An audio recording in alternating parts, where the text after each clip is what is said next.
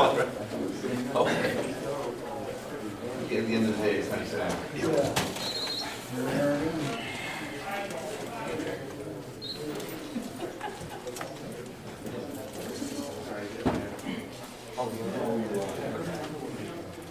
Well, first of all, thank you all for choosing to attend the Supply Chain Strategies for Success presentation today. I'm personally very excited for this presentation, and it's a lot of really useful information. And for those of us who may not have been traditionally educated, or those of us who really don't think about the big picture concepts within supply chain management, this presentation will be very interesting and really eye-opening about how some companies operate today and how we really evolve as companies through our phases of supply chain management. A lot of this material we're presenting today comes from an international organization called APICS. APICS is an organization whose mission is really to further the body of knowledge in operations and supply chain management.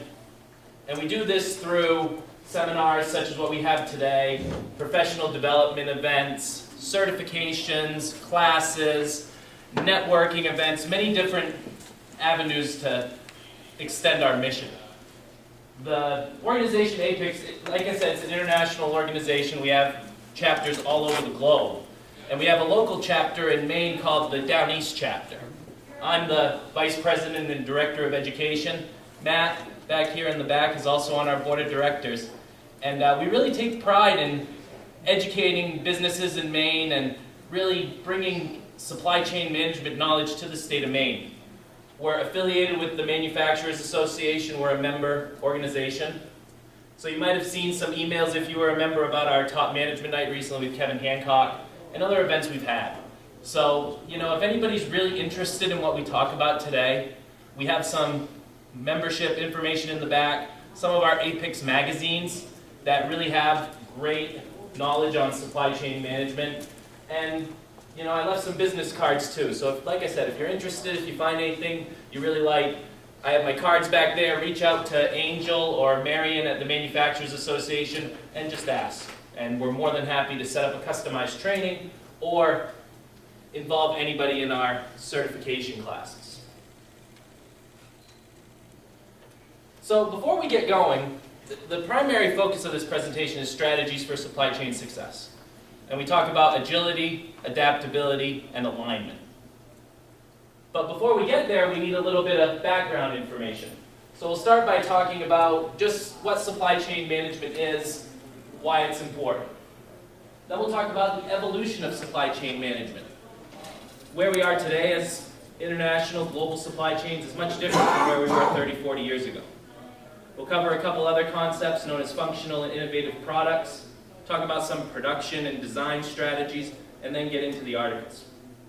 So if you have any questions or concerns, feel free to raise your hand, ask, very open, energetic session. I need a little remote clicker thing. So the articles we talk about are from the Harvard Business Review on supply chain management. Harvard Business Review has many, many publications ranging from doing business in China to leadership and strategy. So what I'm talking about isn't something brand new that Joe Allen just came up with on the 80-mile drive from Portland to Owl's Head, Maine. These are strategies that have helped other companies that we all know and that have been extremely, extremely successful. They're all doing this. And with the articles and with the presentation, like I said, it'll really open people's eyes to the big picture concepts within supply chain management. Harvard Business Review, I have my copy right here, called the instructor copy. But I think this is like $14 on Amazon.com. And again, if you're interested in any of this stuff, I'd recommend picking one up and reading it. It's a great light read. It's got 7 articles, and they're all very well written and very, very relevant.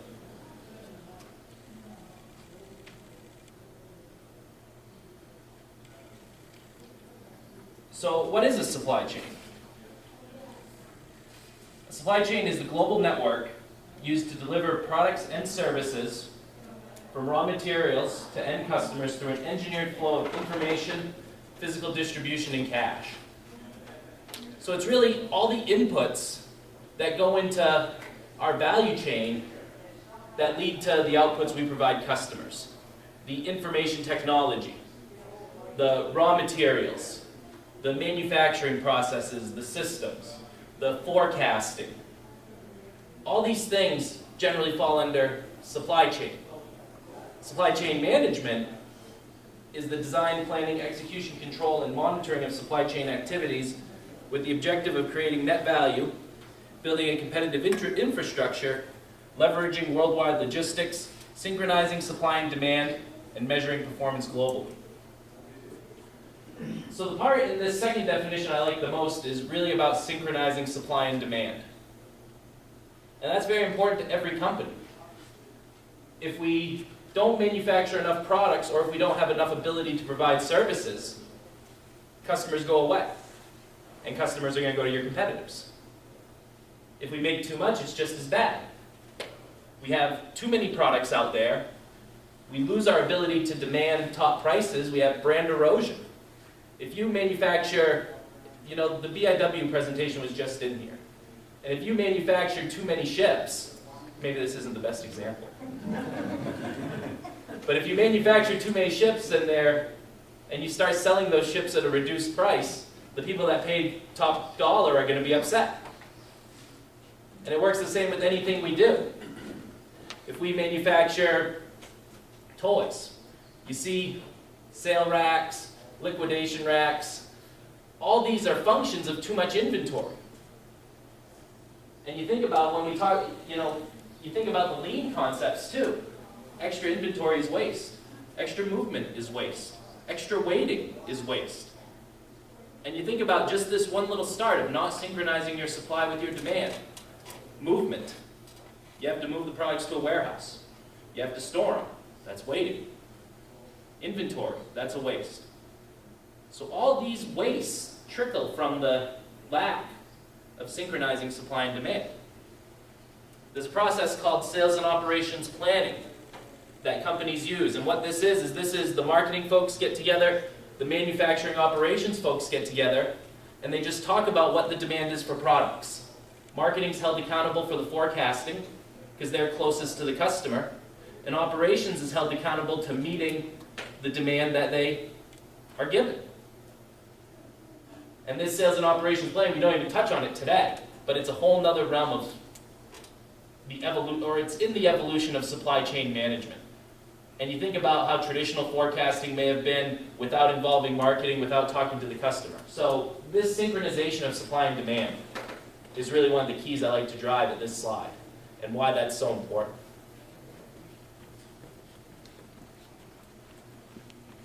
Aside from the definitions, we have the picture, which I like the picture much better.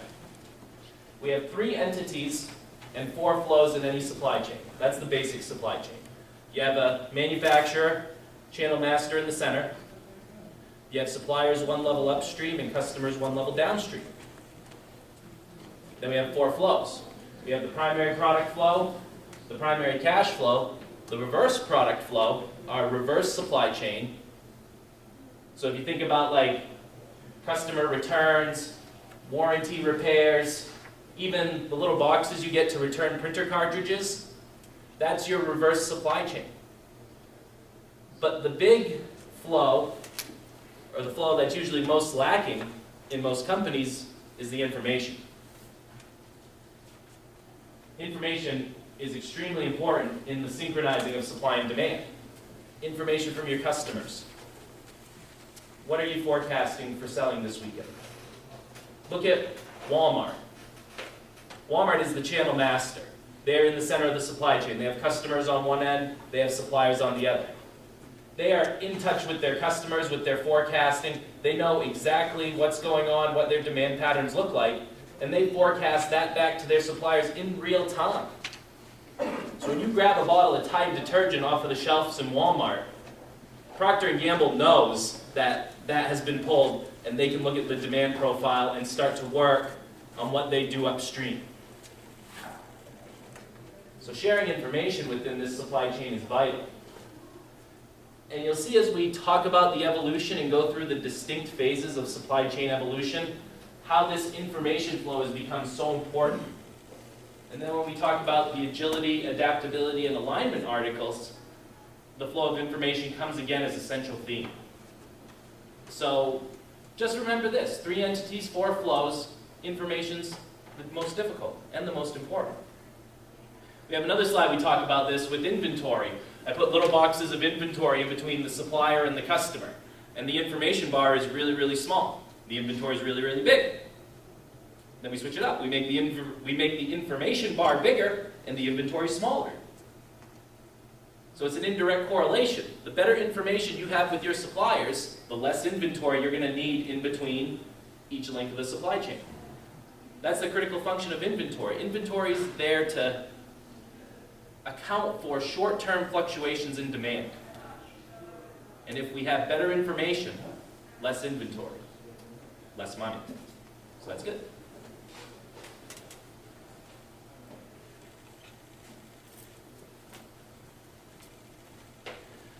So let's talk about the evolution. And everything in nature, in business, in society, we all evolve.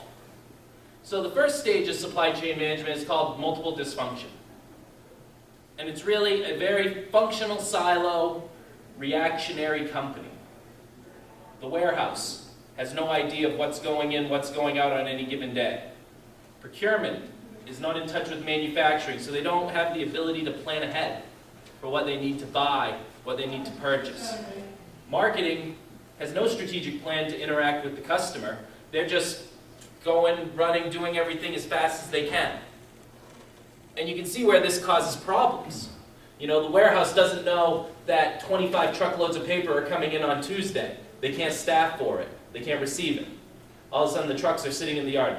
I work for a paper company, so I try to relate a lot of this stuff back to paper, which is very dynamic, by the way. So the warehouse has no idea what's coming in. Procurement doesn't know what manufacturing's doing. So all of a sudden manufacturing's on a run, and they call procurement and say, hey, I need 500,000 bolts. And procurement's like, I had no idea this was happening. So now procurement, being very reactionary, has to get the bolts from the supplier that has them. No quality control. No specifications. No supplier certifications. No competitive price negotiation. So this is phase 1. This is our multiple dysfunction. This is early 1900s to 1940, 1950s. And you think about a company that operates like this, what's missing? Or what's the big thing that's missing? Communication. Communication, information. Exactly. And you look at the time of this phase, we had no computers. We had phone lines. We probably had some faxes, but we weren't really leveraging it to the best of our ability. So this is phase 1, multiple dysfunction. Very reactionary, no training, no goals, functional silos. We move to phase 2 with the semi-functional enterprise.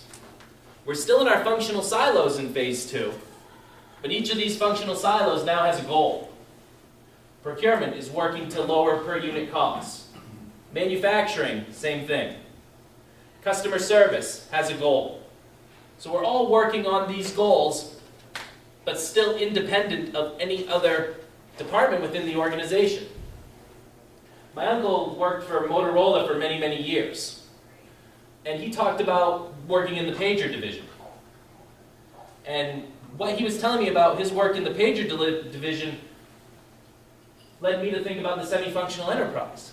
You know, pagers, and this was actually a slightly more evolved. You know, pagers is now its own division working on its own common goal.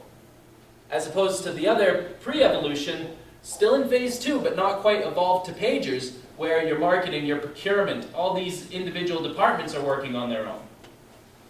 So now we've gotten to pagers, we're working on a pager goal. But what we're doing in pagers may be very valuable to CB radio, or to telephone, or to typewriter.